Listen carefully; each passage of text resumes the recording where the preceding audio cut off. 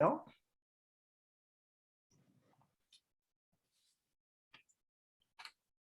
I'm going to just kind of share just a couple of highlights just from before we get into our presenter agency spotlight this morning. Just a couple of highlights I wanted to share with you. The collaborative website, it is up and running. I do have to log back in and add, some of you have already added some information and sent me information to be added to the collaborative resource directory, as well as some events.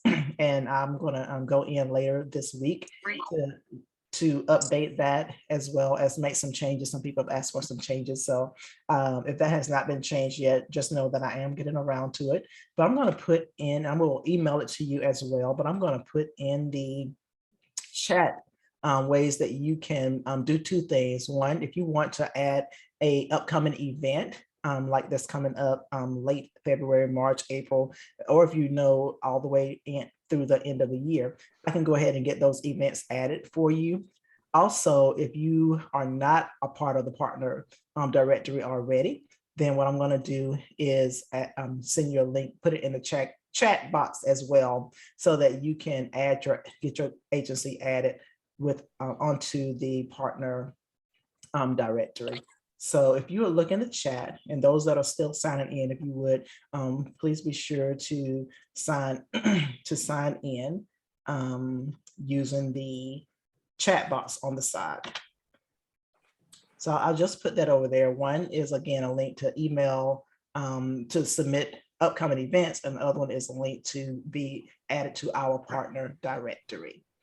So, and that is up and running. And I will also email you all the link to the website, so you all can go in and see that as well. I don't have it pulled up, so I can't do that quickly, but wanted you all to have an opportunity to see that website, to be able to share it with your just use it for your benefit, as well as share it with your families and people in the community, because it's a great way to highlight what we are doing. You know, each individual organization have their own individual website that they share kind of what they're doing, but the collaborative website is a collaboration of everything that people are doing, people across the community, your agencies, upcoming events. And so it's a great way for people to come to one site and kind of see what's going on throughout the community. So I will send that link, email you that link later as well. Also, again, we thank everyone who came and participated last month in our strategic planning meeting. We know that we do this every year in January as we look forward to the fiscal year 23 of the next fiscal year. And so you all came together in great numbers to help us plan for our fiscal year 23. There were a couple of things that were added, and I will send you the condensed version, the annual plan at a glance, a little bit later. I'm going to be meeting with our regional manager a little bit later this month on the 23rd to go over the plan, to go over the additions, and just to fine tune some things. And then we will make that, submit that plan and make it official. So thank you so much for all the input. We still are working on those three strategies: children safe and strong and family strong, youth development and school success, as well as educated and working community.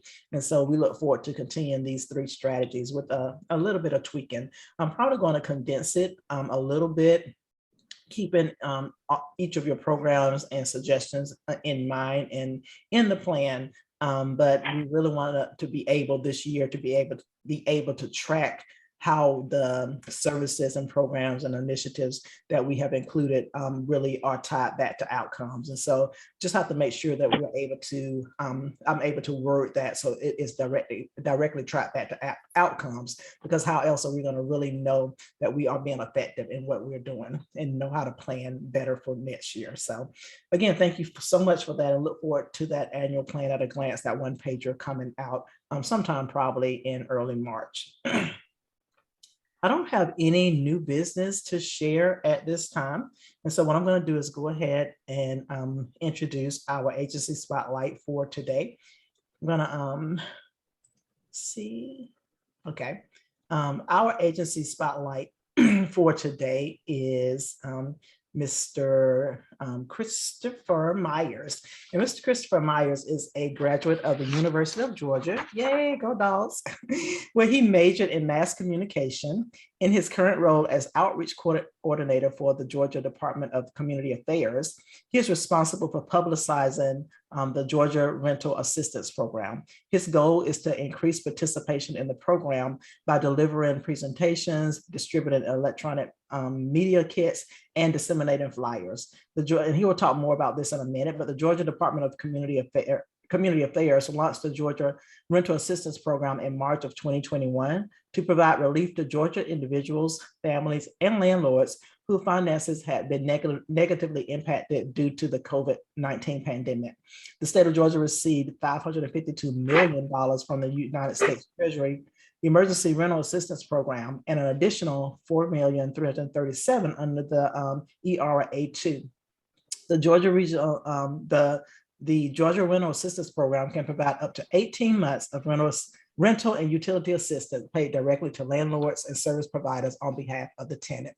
So I think this is a great way to kick off our February collaborative. Just to hear more about this rental assistance program, make sure you take lots of notes, ask questions that need to be asked so you can share this with those in your community that you serve. So with no further ado, I'm going to go ahead and turn it over to Mr. Chris Myers.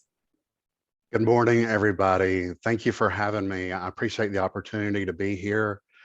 I have a brief PowerPoint slide presentation. I wanted to tell you a little bit about myself before I upload the slide presentation. And I have to tell you, this is my first Zoom presentation using the PowerPoint. So I'm going to try to use the share screen, and we're all going to keep my fingers crossed that I'm able to upload the upload the presentation to the screen. But just for a minute, tell you that I'm really glad to be here. This is my third state agency. I'm excited about rental assistance, and I hope by the end of my presentation that you'll be excited about rental assistance. So having said that, I actually have only been on this job for 8 weeks. I started at the middle of December, and so 2 of those weeks were devoted to the winter holidays. So throughout my presentation, I'm going to give you caveats, and that's my personal caveat, is that I'm still learning. So at the end of the presentation, I'm going to open it up for question and answers, and I will try my best to answer your question. If I'm not able to answer your question, I will tell you I don't know the answer, but I will get your contact information and I'll do some research and I'll get back with you. So having said that, I am going to attempt to share my screen with you.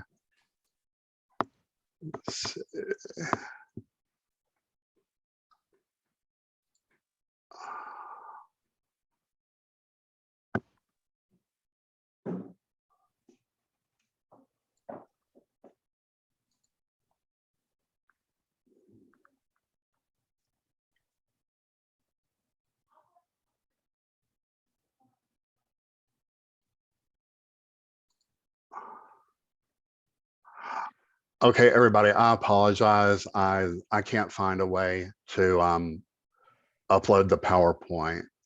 So without you guys looking at, is it all right with everybody without you guys looking at the PowerPoint if I just do the PowerPoint even though you can't see it? Yes, that's fine. Can you email it to me right quick and maybe I can share the screen? Yeah, that would be good. Okay. I apologize for the delay, everybody. Let's see.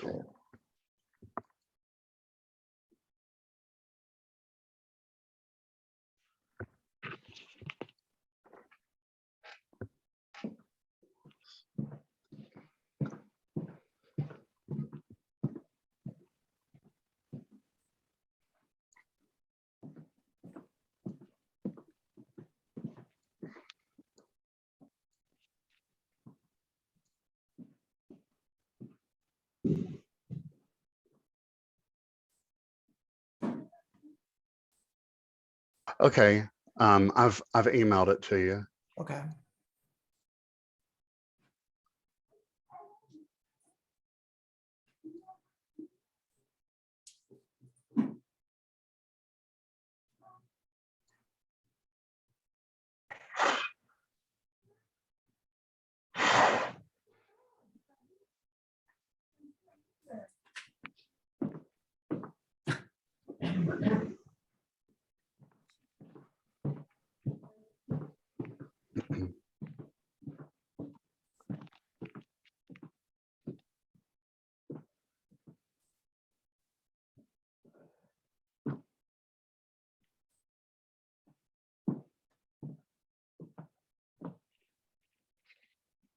While we're waiting here, what is that lovely art piece behind your head there on your wall? Yeah. Yeah. That is, those actually are supposed to be ballet dancers. I can see that. Yeah, so those are the legs of ballet dancers, and I I really apologize about the PowerPoint. Okay, I think I'm about ready now. Okay. Okay, okay.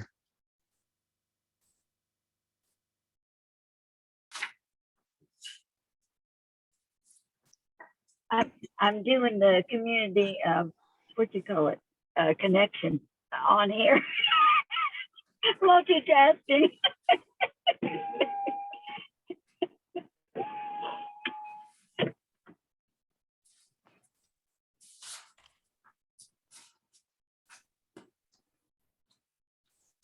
Okay, I think we're ready now.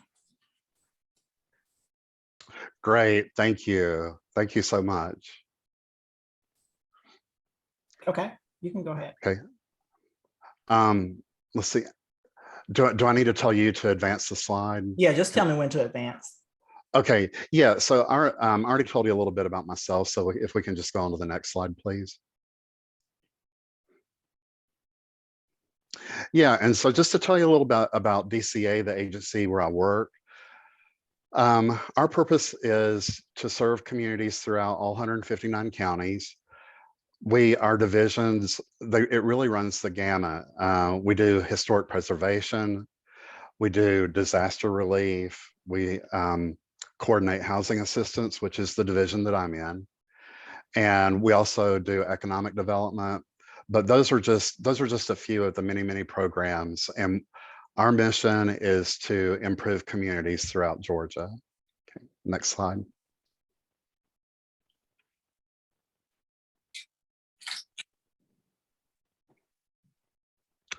Okay, so the rental assistance program, these bullets, if you can just, these bullets, they kind of phase in, yeah. So when the pandemic began, the federal government determined that that folks were going to need help, especially in terms of housing, because people were losing their jobs and not able to pay their rent, not able to pay their mortgages.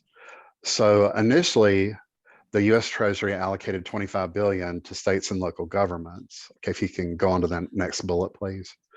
So we have two buckets of money. This first bullet is ERA1, and it's $552 million. Next bullet, please. And so that second one, the second bucket of money is ERA2, and it's $437 million. So essentially what happened is the federal government said, you know, we're going to allocate this money, but we're going to leave it up to the states to distribute it. And so that's where I come in, is I'm trying to promote this program to get money in the hands of these vulnerable populations who need it. And you may have heard, I know just in my time on the job and speaking with people, you may have heard that people say, oh, I heard you guys were running out of money. Well, that's not really true. To be specific, ERA1, and you'll see this in the next slide, ERA1 is scheduled to end. We're anticipating that the 552 million will run out probably fall of this year. If you go to the next slide, please. So ERA1, yes, we are approaching the end of ERA1, but the saving grace is ERA2. ERA2 is scheduled to last through fall of 2025. And again, large government programs, so lots of caveats. We're anticipating the money will, or the program will end in September of 2025, but then we also say, or when the money runs out. However, DCA has done calculations and forecasting, and they do expect ERA2 to last, you know, well into 2025. So next slide, please. And I'm not going to spend too much time on this slide because it's so copy heavy, but Essentially what this slide is around the time that GRA came into existence, the decision was made that 12 jurisdictions throughout Georgia would have local money. So initially in March of last year, when GRA rolled out, GRA did not cover these 12 jurisdictions. If residents and landlords lived in these 12 jurisdictions, then they would go to their local jurisdiction to apply for aid. However, that changed in summer of last year, and the program was expanded to all 159 counties. But the local jurisdictions, they still have their money. So what you run into, again, another caveat, is what I like to say is no double dipping. So if let's just say, for instance, an applicant wanted past due rent for, let's just say, October of last year, and he or she applied through Cobb County, and Cobb County paid that past due rent, well, that individual can't turn around and then send that same past due notice to Georgia Rental Assistance. We take special care to be sure that there's no duplication of effort. So again, I would say no double dipping. However, the real emphasis here is that GRA has gone statewide, and we do cover all 159 counties. So next slide, please. Okay, and then you're asking yourself, how does it work? Well, the way it works is we disperse funds to the landlord on behalf of the renter, to utility companies on behalf of the renter, or we can also disperse funds to the tenant. And as you see here on the slide, it's all related to COVID. COVID has affected all of our lives, we know that. And unfortunately, a lot of people it didn't just affect their life, it affected their livelihood. If they lost their job, either directly or indirectly under ERA 1, or if they were impacted during the pandemic under ERA 2, then they are eligible for assistance.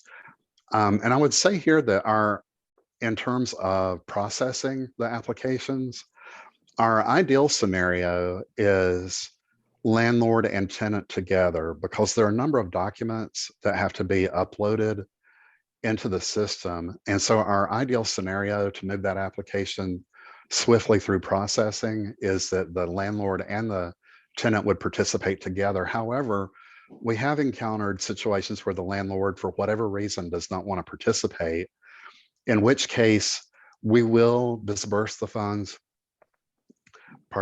to the tenant, but it's with a good faith understanding that the tenant will indeed pay the landlord or pay the utility company. And then that second bullet, so it's not just rent. If that first bullet, the deposit and application fee, if someone is experiencing extreme housing instability and, for instance, has been evicted and is looking for a new place to live, we'll pay, GRA will pay deposit and application fees, storage fees, hotel extended stay fees.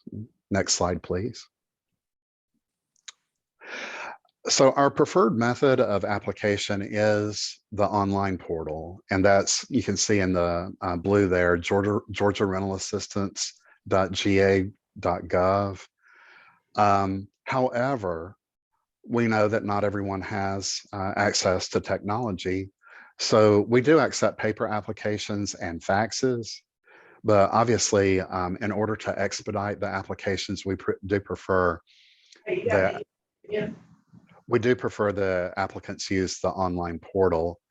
And that last bullet there, Georgia Legal Services, they do provide assistance to people who are having trouble filling out their applications. We have partner agencies such as Salvation Army. We partner with them. They have volunteers who will help applicants with the online application. So next slide, please. And in terms of financial assistance, what we do is, and I told you, landlords, utilities. So we cover arrears up to 18 months of rental and utility assistance can be provided under ERA2. Under ERA1, it's 12 months. But what you need to know from this slide is Georgia rental assistance began in March of 2020. So that date there, March 13 of 2020, we can't address any arrearages that occurred before March of 2020. So in other words, if you're applying for assistance, it has to be after March 13th of 2020. And future rental assistance can be provided 3 months at a time. So it's not just the great thing about the program is it's not just what's happened in the past. We're also able to address future needs, which I just think is wonderful. But again, it's 3 months at a time. And as I mentioned before, it's not just past due rent or past due utilities. We do consider other areas of need. So next slide, please. And this one, I do want to go over these 3 check marks because all 3 of these, I would say criteria, all the criteria must be met in order for the application to be considered. The first one is the 80%, the individual or household cannot earn more than 80% of the area median income as determined by HUD. So it's very much income driven and it's tenant driven. As I mentioned before, even without the landlord participation, tenants have to be prepared to upload the documents in order for their application to be considered. So this program is very much tenant driven and it's income driven. So the second check mark there, if they've qualified for unemployment benefits, have experienced a severe loss in household income, and again, referring back to one of the previous slides, under ERA1, directly or indirectly, because of COVID, under ERA2, the second bucket of money during the pandemic.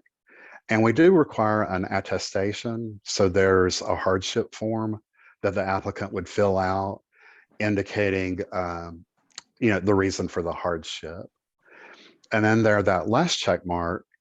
So we would need an eviction notice, past rent due, past due utilities. That last bullet, the signed verification, pardon me, the signed verification of instability. What that really means is if somebody is on the brink, this would, the example that I give for the signed verification would be something from a landlord saying, yes, I'm aware that my tenant is unemployed, has fallen on hard times, and within a couple of months, this tenant is most likely going to be evicted. So that would, and then sign it and date it. So that would be the signed verification of housing instability. So if you can, next slide, please. And you may be asking yourself, what about priorities? We do have priorities. The portal was designed in such a way that we will, I just say flag, as the applications are processed in batches. And so the portal is designed in such a way, it's programmed in such a way that if that on the left there, the unemployed, if the individual or household has been unemployed up to 90 days prior to the application date, then those applications are flagged in the system. And as I mentioned, they're processed in batches. So if the unemployed, if the portal determines that somebody's been unemployed, it kind of moves to what I say the front of the batch. It's more immediately processed than perhaps some other applications. The other priority is, remember I mentioned before the area median income as determined by HUD. That previous statistic was 80%. In general, applicants need to they need to earn at or below 80% of the area median income. However, if the portal identifies this individual as earning 50% or below of the area median income, meaning their their poverty level, then of course we want to give them priority. So if they're identified in the system at 50% or below of the area median income, then they are going to be pushed to the front of the batch as well. So, so yes, there are some priorities in terms of the applicants. Next slide, please. Okay, and here, I'm not going to read this whole slide to you, but I would just say that most of us are familiar with Section 8 housing, and GRA does apply to federal programs. GRA will pay the tenant portion of whatever the subsidy is, or whatever the amount due is, what I should say, I'm sorry. Again, the caveat, obviously we're not going to cover the federal subsidy. So in a sense, again, I would say to you, no double dipping. We will pay the tenant portion if the tenants are receiving a subsidy. Okay, next slide, please. And throughout this presentation, we're thinking of traditional renter landlord, most likely in apartment settings. But just wanted to mention here that GRA does cover non-traditional housing, such as mobile homes and the lot on which the mobile home sits. As I brought up before, we'll also cover hotels, motels, extended stays if the person's been evicted. The note here for the extended stay is we do require some sort of lease agreement as one of the documents that have to be uploaded. So I know in extended stays, it's not a multi-page rental agreement like you would find in a traditional apartment setting. But even if it's just a couple of pages, we do need a copy of that in order to process the application. So then we also, we've got lease purchase and rent to own. Those, other special circumstances can be covered by GRA. So this slide is just to let you know that it's not confined to the typical apartment type setting. Next slide, please. And I've already pretty much touched on this before, but just wanted to reiterate the way the funds are dispersed is GRA will pay the landlord on behalf of the tenant. GRA will pay the utility company on behalf of the tenant, or GRA will disperse the money to the tenants under a good faith agreement that the tenant will pay their past due bills. Again, under ERA1, I think I alluded to this earlier, it's typically 12 months of assistance. Oh, and something that I want to add here that I didn't add to one of those previous slides under payments is it's good for you to know that there's no cap on the amount of money that you can apply for. So let's just say, for instance, we have several applications that are $200, $400. Depending on the person's circumstances, we may run across someone seeking, tens of thousands of dollars worth of aid or worth of assistance.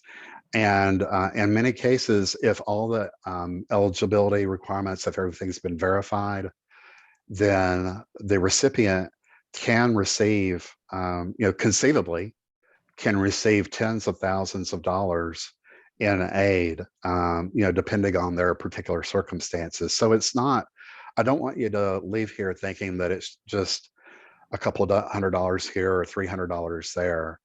There is no cap on the limit of aid that can be applied for, and there's no cap on the limit of aid that can be disbursed.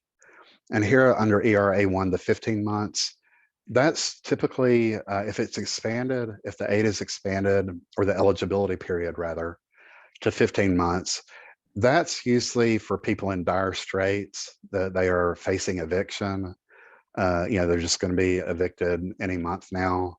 So ERA 1 can, in certain circumstances, be expanded to 15 months. And then, as I mentioned earlier, ERA 2, the way that program is designed, it's 1.5 years of assistance. So next slide, please.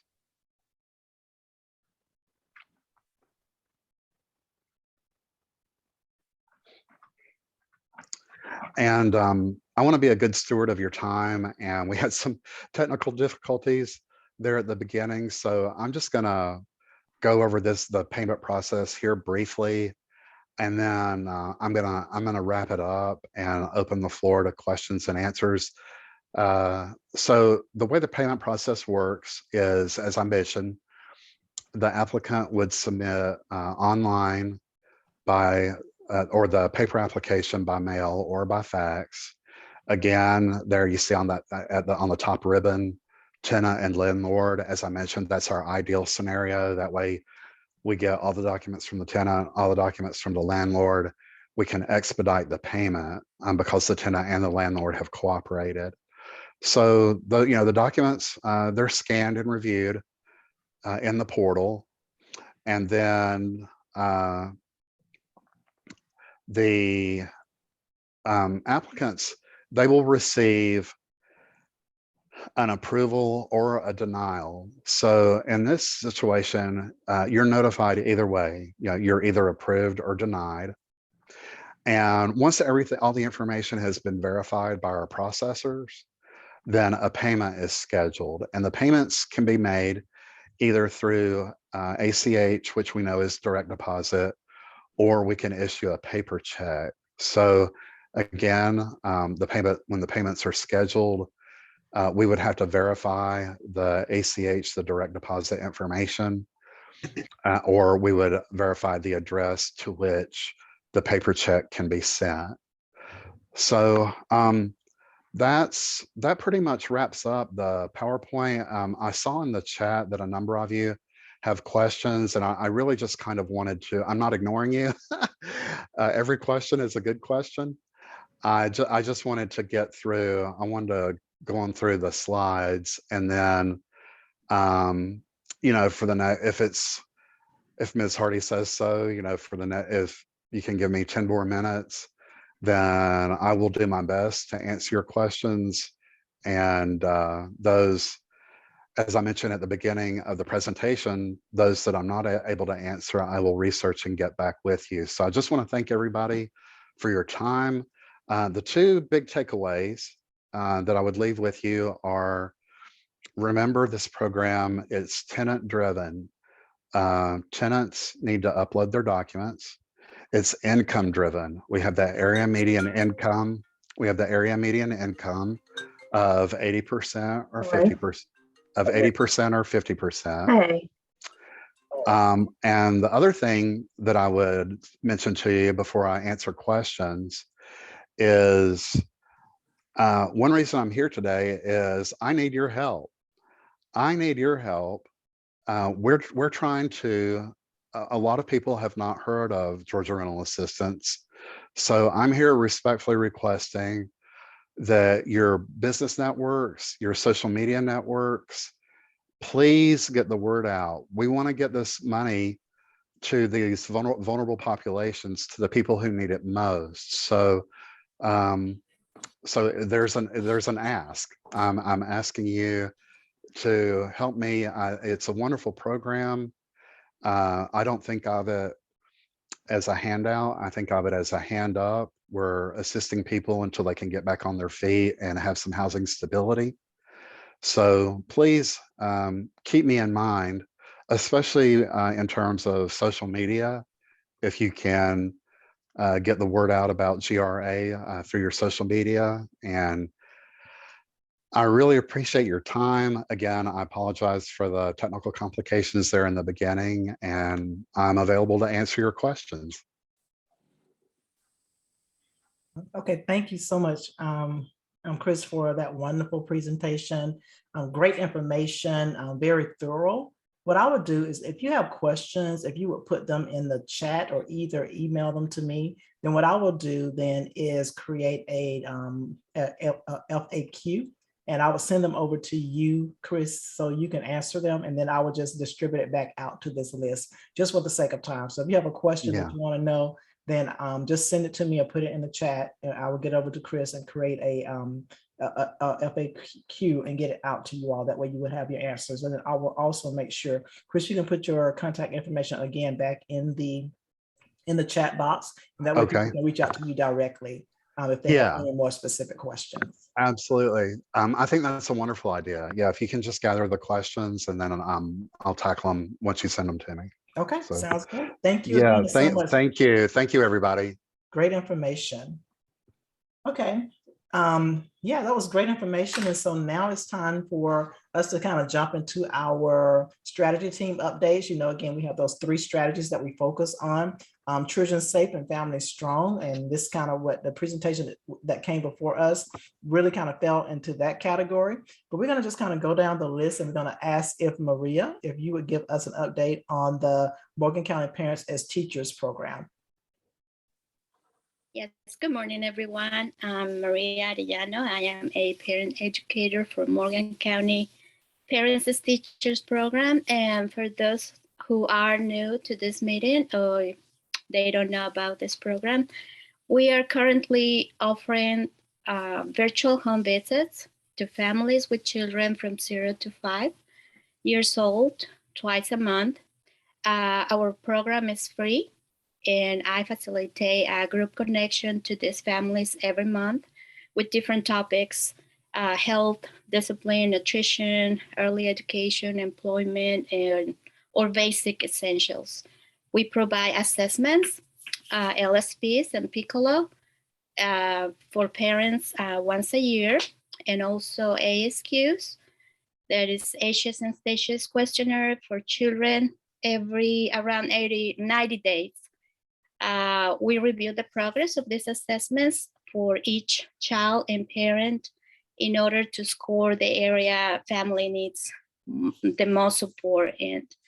And then according with these results, we provide resources, share community events, and do referrals to different organizations and programs such as Babies Gain Weight, First Steps, First Readers, Healthy Children, etc. But the main goal is to make sure that we create or build safe and healthy families in our community, and also make sure that children finish kindergarten successfully. I have a couple of dates. Last month, we finished the assessments, LSPs for parents and ASQs for children. The result shows our families are doing very well, but we are trying to concentrate more in or beginning to address more about the social emotional concerns within our families. I have 4 families exiting the program and 5 children graduating from kindergarten this coming May. At this moment, we are accepting referrals. If you know any family, as always, that meet the requirements of this program, or you have any question, please don't hesitate to send me an email. And thank you for your attention. My information is in the chat box. Thank you. Thank you so much, Maria, for giving us that update. And again, this program has been full for the last 2 years. And so we again have some families that are exiting successfully coming up in May. So if you have a family that really needs the extra support of in-home, well, right now virtual, but home visiting, some screenings, just to make sure the goal too is to make sure that children are ready to start kindergarten successfully. So if you have families that need those supports, please reach out to Maria. Again, the program usually stays full, so this is your opportunity to jump in there and grab a slot for a family that is may benefit. Amanda, will you give us an update on our Morgan County First Steps program? Good morning, everyone. I'm Amanda Hawk. I'm the coordinator for the Morgan County First Steps program. I provide universal support for families who have children ages 5 and under and expectant mothers. I don't have many updates. I am excited about the Family Connection resource directory that's going to be coming out, that I can also use that as a material to share with our families. If you have anything that is going on in your agency or would like to provide any of your materials to the families, you can email me. My information is in the chat box. And that's all the information updates I have for today. Thank you. Okay, thank you, Amanda, for sharing as well. And again, you can find her information in the chat box. If you have a family 0 to 5 that wants to just receive and this is less intensive, just a brief kind of screening and receive a resource guide and information on child safety, on car seat safety, home safety, maternal health, baby health, then it's a great resource if you would reach out to Amanda. I'm going to ask Dr. Myers if you would give us an update on the Baby Bulldog Early Literacy Program, and then you can also give us an update on First Readers while you're talking. Okay, thank you. Good morning. Yeah, the committee has met. I think we're scheduled to meet again in April. We are working with the budget now, I believe, and trying to get some of those resources purchased that were put in the budget. I specifically am working on the website that will be Morgan County centered to address the needs of particular early literacy needs in Morgan County. So parents have a resource to go to that ties them back to their community, as well as national resources they can pick up to do activities at home with their kids. Veldy, I don't know if you want to fill them in a little bit on any of the purchasing that's going on or the budget itself. But before she does that, I am with First Readers of Morgan County. We are still looking for kids. The census says we should have about 1,100 kids in our program. We currently have about 850 something. So we have about 200 that we're missing somewhere. So we're still looking for them, get them to go to readersfirst.org or childrenfirst.org. And first is spelled F-E-R-S-T. And get some of those children, the rest of our children enrolled in this program. Veldy? Okay, thank you so much, Dr. Myers, for that update. And yes, we are working the school system. Those who have been on the meeting before know that the school system received a grant through the Georgia L4GA grant. And of that, 35,000 of that is for early literacy, in which the Family Connection is overseeing. And so with that, we're launching again, that community website.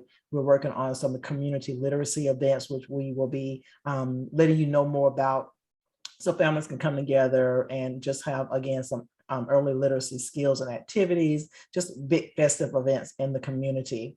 We're also going to be doing partnering with the early learning centers and daycares in Morgan County to do assessments on all the children. Our goal is to reach all the children 5 and under with those ages and stages, again, so that we can identify any needs that a child may have before they reach kindergarten. Because again, the whole point is for us to be able to send kids to kindergarten ready, so then they are able to then succeed in school. So it's a big literacy effort from all the way, again, from birth through 12th grade, but Family Connection is coordinating that 0 to 5 piece. So look for some emails and links for the upcoming events, and then just spread it to your families. Because again, we want as many families attending the event so that they can get those hands-on training skills and activities that they need to help ensure that children are ready to start kindergarten. So we're all excited about that. We're going to jump now to our youth development strategy team, and we're going to ask, I don't know if anyone is on the call that serves on the Team Mays committee. Is anyone available to give us an update? And if not, I'll just give you kind of what I know. Hey, Elodie, this is Amber from the Health Department. Okay, go ahead, Amber. And then you can also give us an update from the health department once you finish. Go ahead. Sure. So yeah, I can give you a brief update. Team Mays is back up and is a go this year. We've been having weekly meetings to get all this organized, which it is a pretty big event. So it does take a lot of effort from the community. Our date is set for April the 1st for the Team Mays itself, and March 31st for the parent night. And that's when the parents are able to come and kind of take a look at what we are offering and the education that we'll be teaching their kids that day. So they'll be able to see it, which is pretty good. And then it looks like we're going to have close to 300 freshmen that are going to be able to go through this event this year. We will incorporate some of the 11th graders this year in the crash and party scene, which is beneficial because they're at the age for driving now. So we thought that would be very helpful. We still are working on a lot of volunteer confirmation. So if anybody is interested to help out with the Team Mays with regards to educating these youth, just reach out and let me know. And I'm sure I can put somebody somewhere if they're interested in helping out with this event. And then updates from the health department. We've just been busy here in all areas of services. The vaccines have definitely slowed down recently. Morgan County has given approximately 3,800 COVID vaccines since the start of vaccinations. And it looks like about 48% of Morgan County has been fully vaccinated. We're still offering services, women's health physicals, STDs, immunizations. All those services are still a go for us. But right now we're just kind of shifting our focus towards Team Mays and trying to make sure that this big event is planned right and we get all the volunteer help that we need. So if anybody's interested, just please reach out and contact me. Thank you. Thank you so much, Amber, for giving us those updates. And again, we look forward to the Team Mays return back to its full force back this year in April. For those who have not attended or participated or volunteered, yeah, it will be a great opportunity for you to really take part in what we definitely call a community countywide initiative where everyone, every sector pretty much of the community is involved. I know we are looking for volunteers for specific areas. We're looking for volunteers for our counseling. So again, just reach out to either Amber or myself, and we can kind of plug you into which area you would like to volunteer in. The 2022 Back to School Rally and Backpack Drive, we're also excited to announce that is right now in the plans to be back in person, back to our big festive event that we've held several years in the past. Right now, we are looking at holding, again, back to where we were back inside at the gym due to the heat and insects that we experienced in the past. So that is our current plan. The date right now is July 23rd from 8 a.m. to 10 a.m. So go ahead and mark your calendars. And again, this is a way for you to come out and be a part, again, of this community countywide event, to be able to distribute information about your agency. So we have exhibitor booths for those who are new to this. You will have an opportunity to register for an exhibitor booth. And again, to be able to share with hundreds of families that come out information on your organization. So again, this is a way to really get the information, your information, in the hands of the community. So again, July 23rd from 8 a.m. to 10 a.m. is the current date. Alongside that, we also will be kicking off again our 2022 backpack drive that usually goes on about 2 months prior to the event, where we are looking for either sponsors that would donate money so we can buy backpacks, or for individuals who will purchase backpacks and drop them off at a local community organization that we will let you know where that place will be. Our goal at each year is to get about 500 backpacks. Last year, we distributed all 500, all the way down to the last one. We distributed all the backpacks. And so we are looking to get 500 again this year. So if you are interested in either donating money to assist with the purchase or donating backpacks, look for those that information coming soon. So we are excited about that.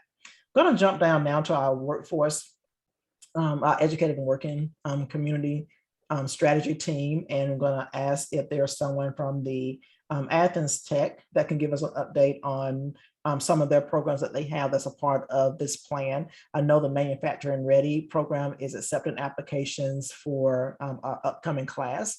And if there's no one on from Athens Tech, if someone from WorkSource Georgia can kind of pick up the tab and then go ahead and share updates as well.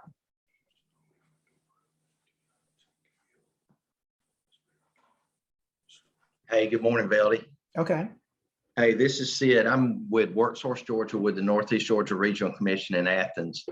And Athens Tech is recruiting for the Manufacturing Ready training program right now. I think they're trying to start March 7th, maybe, or sometime early in March, but that's a 6-week program. The students get forklift certification, OSHA 10 workplace safety certification, Lean Six Sigma white belt certification, and a lot of soft skills training as well.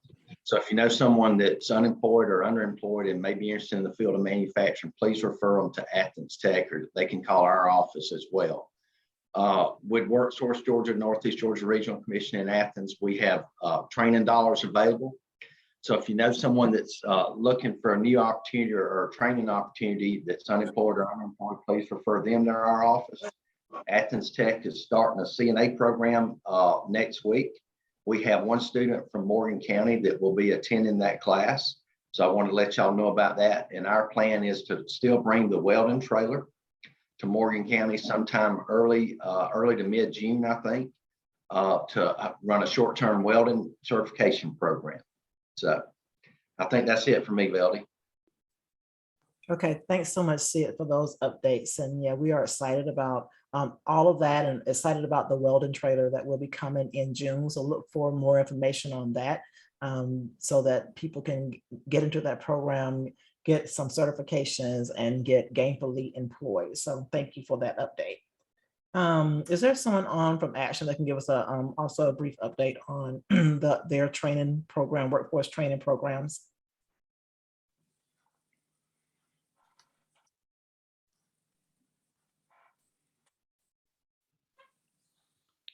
Good morning, Veldy. I'm not with our training programs. I'm with our college assistance program. I'm Carrie Best with Opportunities to Excel. And we currently have a full caseload of high school students. And from our high school group out of Morgan County, we take them into our college assistance program. We currently have one Morgan County student at Georgia Southern.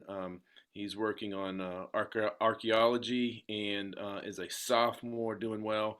And we have one senior out of Morgan County High School who we hope to enroll this spring into the college assistance program. This is a big deal because we follow them until they graduate. So we support them for the entirety of their degree program. So really excited about that. And I do know that we have some training programs going on, and I think if there's some more Action members on, I'll allow them to speak on that. So thank you so much. Thank you so much, Carrie. Hey, Veldy, I am with the number 1 DAS program with Action Abundance Banks. And we are starting another cohort at Morgan County Detention Center this week. And we're going to have about 8 to 10 participants. And it's going to go probably until the end of March. So that's the update from the number 1 DAS program with Action. Okay, thank you so much. And if anyone have any questions about anything that people are talking about, you can reach out to everyone. Make sure you're putting your information in the chat box so that we are able to so they're able to follow up with you. I do see a question from someone about, can we get more information on the college assistant program from Action? And I think that was, I don't know if Carrie, you were speaking about that or not.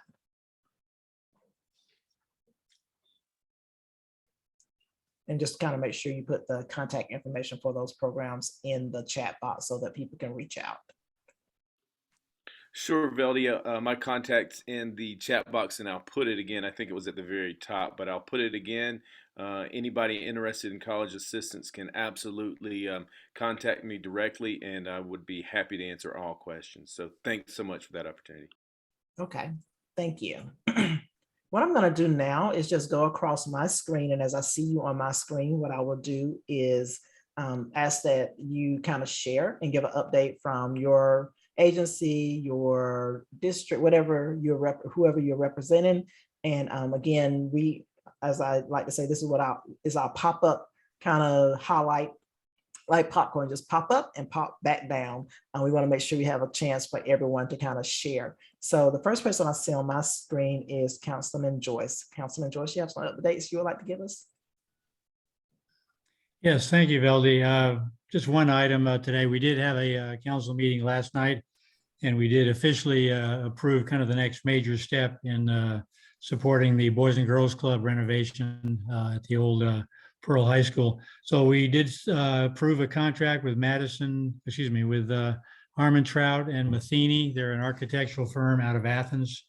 As you know, the city was able to obtain a $750,000 approximately a grant from CDBG, which is a branch of the DCA, which Chris represented earlier today in the meeting. That also requires an $800,000 match from the Boys and Girls Club. I don't want to steal their thunder later, but they will need to come up with that money to match the $750,000 grant we got through the city. And I understand from Mayor Perriman did mention last night that they're making really good progress on that fundraising, that important fundraising, because we can only spend as much out of our grant that is matched by the Boys Club on their fundraising. The total project, which will increase the footage out there from like 4,000 to 12,000 square feet of space, involves a new building between a couple of renovated buildings. The total cost is about almost 1.5 million. Quickly on the timeline, and I will wrap it up. We're looking at late summer of this year to start construction. These timelines tend to have a way of dragging out, so don't hold me to that. But late summer for beginning of construction. Prior to that would be the contracting and bidding to be done early summer. They are looking for completion at this point, maybe October of 23. About a year worth of construction. But anyway, the city's very excited to play a role in helping this really very important community program with the Boys and Girls Club. Thank you, Veldy. Thank you. And that is definitely exciting news. We look forward to just seeing that finished work and just seeing what the Boys and Girls Club continues to do in our community. And we are so appreciative of the city of Madison for partnering with that to make that happen. The next person on my screen is Sarah with Amera Group. Sarah, you want to give us an update? Hi, Valdi. Hi, everyone. Sorry about that. All right, so I'm Sarah with Amera Group Community Care. Currently, I'm working on booking events, whether it's drive-through, in person, or mobile. And we are in the process of working on one with the Head Start program. So we'd love for everyone to share the flyer when I send it to Valdi. Join us if you'd like to. We're going to try to do more events throughout Madison. We're also in the planning stages of doing one for April, so be on the lookout. And if you guys want to host a diaper day event or baby shower, please reach out to me. I'd love to book one for the second quarter in Morgan County. And that's about it. And we're still waiting on word of when Georgia families will decide for the enrollment anniversary for members of Medicaid and Peach Care for Kids and Planning for Healthy Babies. So please also be on the lookout. Let your families know if they are recipients of Medicaid or Peach Care for Kids. Enrollment anniversary may be coming up between the months of April through June. Not necessarily all the months, but perhaps one, particularly members that were switched over from the WellCare plan. But as soon as we hear something, I will keep you guys updated. Okay, thanks so much, Sarah. Thank you. Thanks for all your support in the community as well. Next person I see on my screen is Krisha with Head Start, Early Head Start. Good morning, everyone. My name is Krisha. I am one of the Family Services Assistants here at YMCA Early Learning Center. Right now, we're still accepting students. We enroll year round. We have several spots for 3-year-olds. Good, I'm going after Miss Sarah because I'm also going to talk about the event that we have upcoming on the 23rd, if I'm not mistaken. But we're going to do a drive-through event for our families, and we approximately have over 40 families here. So we're going to ask the families to park behind the old middle school. We're located over here. And then we would love if you would like to set up a table. That way you can provide your information to our families so they can walk up when they get their child out of school. They'll be able to see your table and be able to come by and pick up some information. Again, that is on the 23rd from 1 to 2. And that's all I have right now. My center manager is on. If I missed anything, I'm sure she'll hop on and say anything. But I put my information in the chat and I'll get her to post her information as well. So we do look forward. We hope you guys reach out because we would love to provide this information to our families that we have here. Awesome. Thanks so much for that update, Quisha. Thank you. The next person I'll see on my screen is Hannah Smith. Hannah, you have an update for us? Yes, so I'm from the Georgia Department of Early Care and Learning, and some of you may know that we administer the Summer Food Service Program. That name has been changed to Happy Helpings, but we have an event coming up March 1st that I want to put on everyone's radar. We are looking for nonprofit organizations who would like to serve as either a sponsor for Happy Helpings or possibly a meal site for Happy Helpings. And on March 1st, we're having a virtual summit all about Happy Helpings in general, but also about what the difference between being a sponsor and a meal site would be, and how you can get involved and possibly play a role in this. So I'll put that link in the chat so you can all put it on your calendar. Thank you. Thank you so excuse me. Thank you so much for sharing.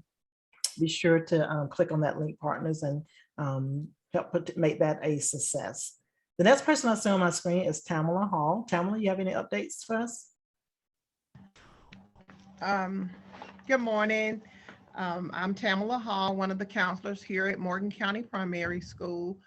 Just want to kind of give an update that right now, all of our students, or a lot of our students, are here and healthy. We're not having a lot of absentees due to COVID illnesses. So that's a celebration. Also next week, we will be out for winter break, and that's February 21st through the 25th. Also at the end of this week, we will have a parent math university, and that's where the parents are invited to come into our school to learn how we teach math. So that's kind of exciting. The parents can get to come in and learn our techniques for teaching math, because we know that the way that we teach math is very different from the way that we learn math. So we invite all parents to come out to do that on this Thursday at 5:20. And that's all that I have. Okay, thanks so much, Tamara. The next person I see on my list is Allison Carter. Do you have an update for us?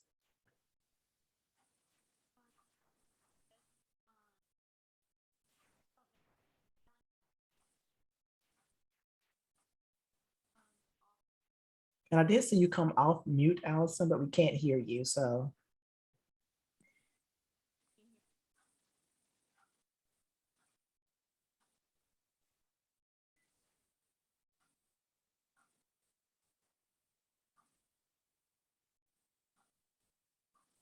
Okay, we're still not hearing you. So while you work on that, I will come back to you. But yeah, we can't hear you. I'm not sure what's going on with that. So we'll come back, we'll swim back around. Jaleesa, do you have any updates from us from DFACS? Yes, effective March 1st, we will have regional offices that will open twice a week. And for our region, the two offices are Clark County and Newton. They want Morgan and Greene to go to Clark, but they are welcome in Newton. There will not be any caseworkers in the office to help the community, but they can now use the kiosk to upload and complete applications. There will be front desk staff there to help assist with applications for those who want to go in and give updates on application, but there will not be any caseworkers there. And it will be open Tuesdays and Thursday, 9 to 3:30 right now. But if it changes, we will send something out. And again, it will start March 1st. Okay, thank you so much for that update, Jaleesa. Appreciate it. The next person I see on my screen is Bryce with the City of Madison. Bryce, you have any updates for us? Not really. I would just like to add one more thing to what Mr. Joyce said, or Councilmember Joyce said a moment ago, and that is we were having an Arbor Day event at Lambert Park at 11 o'clock on Friday. We've had 32 years as a tree city, making the community pleasant to live in. So just my little bit of add-on, and I hope everyone has a good day. Thank you so much for sharing. The next person I see on my screen is Elder Ti. I think that may be Tiffany Elder. Maybe wrong, but do you have an update for us? Yeah, it's Tiffany Elder. Hey. Good morning, everyone. We don't have any updates with the Department of Juvenile Justice. Okay, well, thank you so much for being on. The next person I see on my screen is Michael Purdue. Michael, you have any updates for us? Yes, I work with Action with the ACE program, and we provide training in high demand areas, high demand skills throughout the 12 county region. We recently completed some training with the Athens Clarke County Correction Institute and Diversion Center. We had 8 people in a mobile welding lab out there. So they received their welding certificate, OSHA 10, Lean Sigma 6, white belt, a whole bunch of industry, CPR first aid, and hopefully that'll serve them when they get out. 3 of the people will be, 2 of them have already been released, and 1 will be released this week. So as for returning citizens, we also are starting another cohort at a residential substance abuse treatment center, and that'll be cranked up in March. And then hopefully in Athens, we'll have a evening class that facilitates those that need training outside of the Department of Corrections and outside of substance abuse treatment centers. So we're staying pretty busy trying to wrap up the year, still have some funds left, trying to spend it down. Awesome. Sound like you're doing some great work and needed work as those individuals return back to the community. So thank you for what you're doing. The next person on my screen is Tamika with, again, with the Head Start program. Do you have any additional updates from that Quisha may have missed?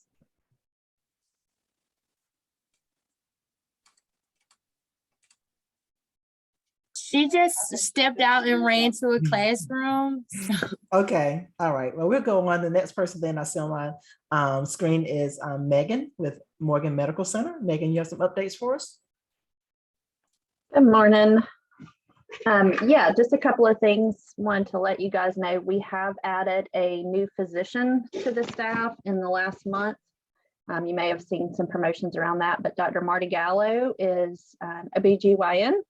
So he's offering women's health services upstairs at Morgan Physician Services in partnership with Danielle Cannington, who is the nurse practitioner who's been working there with Dr. Pepper for quite some time now. So she will still be working family medicine and women's health, but that is a new option. You've been seeing lots of patients getting great reviews, so we're excited to be able to add that service to the community. Although he is licensed as an OB/GYN, he's not going to routinely be doing OB. It's just focusing on GYN services, and then we can do the surgical procedures here in our OR. So that is going well. We do still have our COVID testing site out front that's open. It's run by the state 6 days a week, so Monday through Saturday. We've seen a significant decrease in numbers out there, which is a good thing. We do still have about a 20% positivity rate through the ER, but the numbers being tested are down. So it's still out there, but thankfully, like the school system said, not what it was, just a month ago. So that looks promising. We're seeing just a little bit of flu, but nothing to be alarmed about there. We are in the midst of doing our community health needs assessment. which is something we're required to do every third year. So be on the lookout for some surveys. We'd like as many people in the community to complete that survey as possible. And I'll make sure to get that link out to Veldy as well so she can distribute it. And then we'll have a couple of focus groups that we're going to be offering via Zoom. So we have partnered with the Georgia Southern to do that. We've partnered with them in the past as well. So some of you may be familiar with that. But certainly would like to have everyone's participation so that we can make sure we get a diverse representation of the community and see what everybody's feedback is so that we can best plan going forward. And then just one last thing, just a reminder that the Georgia Heart program, which is where you can give your state income taxes to the hospital, that is still an option. For more information on that, go to georgiaheart.org. We were able to bring in just over $1 million with that last year. We had a last minute significant contribution from Burt Jones and Countryside Dodge Chrysler here in Madison. We're very, very grateful for that. You'll see some information on that in the newspaper this week. But if anybody has any questions, please feel free to post in the chat or reach out to me and I will be happy to help you. Thanks so much. Thanks, Megan, so much for the update. Appreciate it. Appreciate all the things the hospital continues to do in the community. The next person on my screen is Commissioner Harris. Do you have an update for us? Yes. The county voted to resupply Dupree track field with the school board, with the county paying half and the school board paying half. And each organization go pay $157,340. And the only other thing that is important, the board will meet this evening at 5 p.m. and everyone is welcome. Okay, thank you so much, Commissioner Harris, for that update. The next person I see on my screen is Pamela Benford, school social worker. Do you have any updates for us?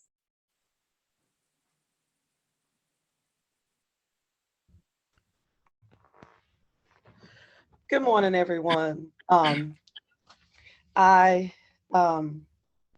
School is going well, and Ms. Hall already mentioned that we're having winter break next week, and we are trying to catch up on students who are having attendance issues. Even though COVID has been affecting our community, we do still have students that are possibly truant. So we've been working on that.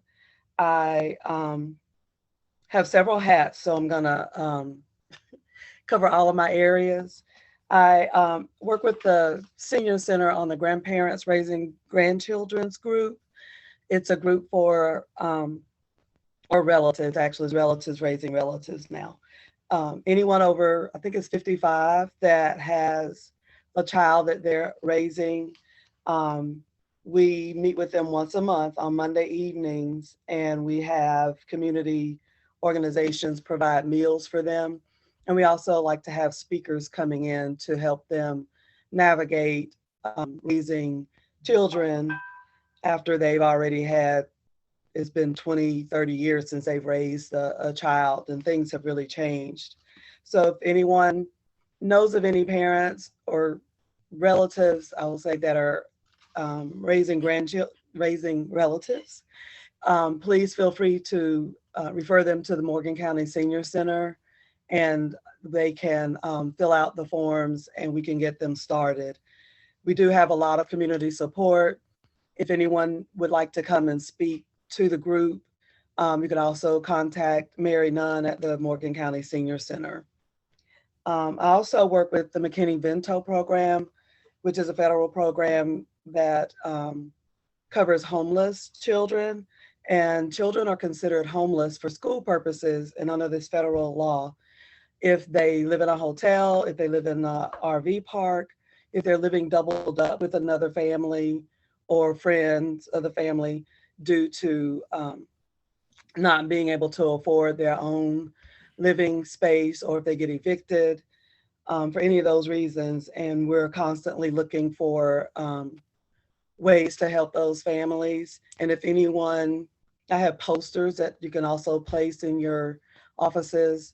If there's anyone that needs those posters or that information, let me know, and we can get that out. But we're trying to make sure that they have everything that they need to be able to attend school and fully participate in the school program. I also work for Foothills Charter School at night. We're open Monday through Thursday, 4 to 9 p.m., and it's housed at the high school. We have students that can come there and get their high school diplomas. We always look for new students. There are a lot of students here who have not completed high school and are not in any kind of program. And we'd be glad to have, speakers come in and talk with them or provide information to them. And we also try to have incentives for them to attend regularly or when they complete courses. We like to provide them with gift cards, and we also do meals nightly. And we're looking right now to start on Tuesday nights providing a hot meal for them. So if there's anyone that would like to sponsor a meal for them on a Tuesday evening, let me know and we can set that up. Or if you want to donate a $5 or $10 gift card for a student who has been successful either in attending regularly or when they finish a course, please let us know about that. That's it, Beldy. Enough. Everyone have a great day. Thank you so much for sharing. We know that you do wear many hats and do a great job doing it. Thank you for all that you do in the community. We appreciate it. The next person I see on my screen is Dr. Babs. Dr. Babs, you have any updates for us? Actually, since Boys and Girls Club is represented and First is represented, I don't have to say anything. So, hi, everybody. Good to see you. I have been coming from the grocery store home and unpacking groceries while I'm watching all this, but I really appreciated the rent assistance information. So thanks a lot. So long. Thanks so much, Dr. Babs. Good to see you as always. Thanks. The next person I see on my screen is Simi with the Department of Labor. And then we'll circle back around and see if Allison is able to unmute herself. Simi, you have any updates for us?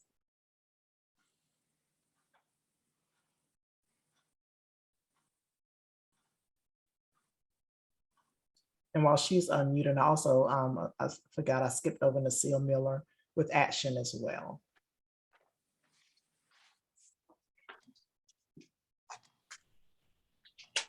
Hi, everyone. Hey.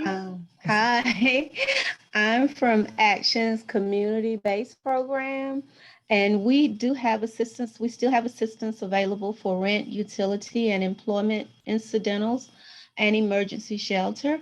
If anyone knows of someone that could benefit from our services, send them my way, and I'll put my name and contact information in the box. Thank you. Okay, thank you so much. Okay, is Simi or who's the other person? Allison, are either one of you able to unmute yourselves?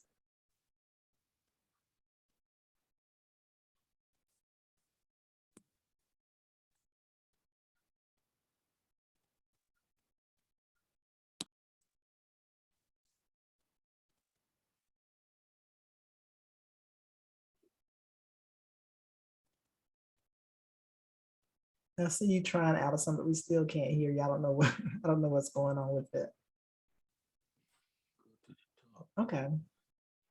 If you had an update, Allison or Simi, and we're not able to unmute yourself, you would just put it in the chat or email it to me, and I'll get it out to everyone when I send out the frequently asked questions as well. Again, I'm sorry, I don't know what is going on while we can't hear you. I think I caught everyone. If I missed anyone, please let me know. But I want to thank everyone again for participating. On your agenda, we do have some upcoming events. So just as a reminder, if you want your events posted, I will be updating, trying to get the website updated sometime before Monday. If you have an upcoming event that is upcoming, please be sure that you send it and post it in the link that was provided earlier. I'm going to go ahead and do that now. Put it back in the chat box for you, so you can make sure that you get that information to me. Also, if you, again, if you look on the agenda, you'll see next month our collaborative partner meeting will be on March 15th. Our collaborative highlight person will be Robin O'Donnell with the Department of Public Health Children's Services. She's we'll be talking about the Babies Can't Wait, Children's First, and early hearing programs. April 1st, again, is the Team Maze. So if you're interested in volunteering, please be sure to reach out as quickly as possible so we can get your name on the volunteer list. April 9th, we are looking at hosting a event in partnership with, and we'll have more information about this later, with Spread Love here in Morgan, Spread Love in Georgia, and I think AmeriGroup with this event, the Mommy and Me. And we'll get more information as that comes out, as well as April 19th, our spotlight will come from Carrie Peters-Reed with Spread Love of Georgia. And I have reached out to someone for our May 17th agency spotlight, you know, the person that gives that highlight at the beginning of each meeting. I have reached out to someone, but if I do not hear back from them, if you would like to be the spotlight for May, definitely email me. And we're also pulling together the list for FY23, which will start kickoff in July. So if you're interested in participating and being one of our agency spotlights as we go into the fall season, I'm going to put the link that you can use to register to be our agency spotlight. And that way you can provide a little bit more information on your agency, what you do as well, other than our little pop-up. I think that's all that I have for you all. Again, thanks so much for your time. Thanks so much for all that you do in the community. I look forward to continuing to work with you. Enjoy this beautiful day. And until we see you at our next meeting or any other upcoming events before then, stay safe. Enjoy the day. Yes, ma'am. Can I ask a question? Sure. Have we created a directory of all the members of Family Connection that participate in the meetings? I know and I'm asking because we put the stuff, their contact information in the chat, but I can't get all that. Have we created a directory and it also tells what they offer with their services? Yeah, it's an online, it's a part of the website. Okay. Yeah, and so the link that I just sent out I'm asking people to give me all of their information so that I can add them to our agency website. And I will send the link out to everyone so they can go in and look. And with that, what you'll be able to do is actually go in on the resource directory and either directly look for a specific organization, or let's say you want to click on early literacy or whatever. So you click on the resource, the topic early literacy, and it'll pull up everyone in the community that does any work with early literacy or food distribution. You click on food distribution, it'll pull up everyone that does food distribution. So it's a really easy and user-friendly directory. So if everyone again can please give me that information, I will go in and update it. It's already some agencies in there, but it's still more that we're trying to collect. So. Okay, thank you. All right, you're welcome.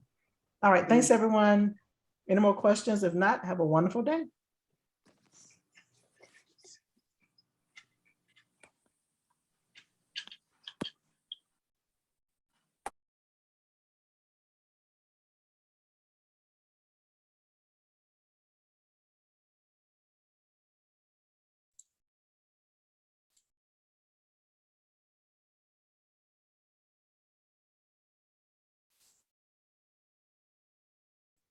And Maria, if you'll stay on, I'll be right back on with you in just a second.